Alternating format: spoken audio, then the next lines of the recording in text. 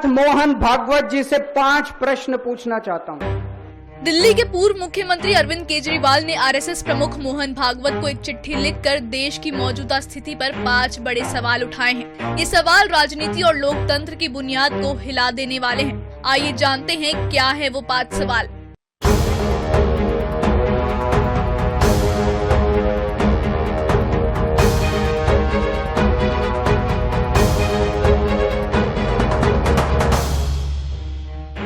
पहला सवाल, ईडी और सीबीआई के दुरुपयोग पर केजरीवाल का कहना है कि नेताओं को धमकियां देकर दूसरी पार्टियों से तोड़ा जा रहा है और चुनी हुई सरकार गिराई जा रही है। क्या ये लोकतंत्र के लिए सही है और क्या आरएसएस इसे मंजूरी देता है?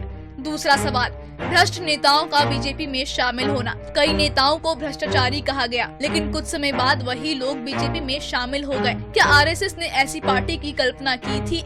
तीसरा सवाल, बीजेपी को सही दिशा देने पर आरएसएस की जिम्मेदारी है कि अगर बीजेपी गलत रास्ते पर जाए तो उसे सही दिशा में लाया जाए। क्या आरएसएस ने कभी प्रधानमंत्री मोदी को गलत कदमों से रोकने की कोशिश की है?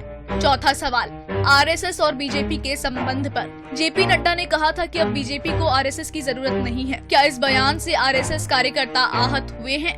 और आखिरी सवाल, 75 साल की उम्र के बाद बीजेपी नेताओं के रिटायरमेंट का कानून, क्या ये कानून प्रधानमंत्री मोदी पर भी लागू होना चाहिए? केजरीवाल ने ये सवाल जनता के सामने भी पूछे हैं और उम्मीद जताई है कि मोहन भागवत इसका जवाब देंगे। क्या ये सवाल देश की राजनीति का चेहरा बदल सकते हैं? इस पर आपकी क्या राय है, हमें कमेंट्स में जरूर बताएं।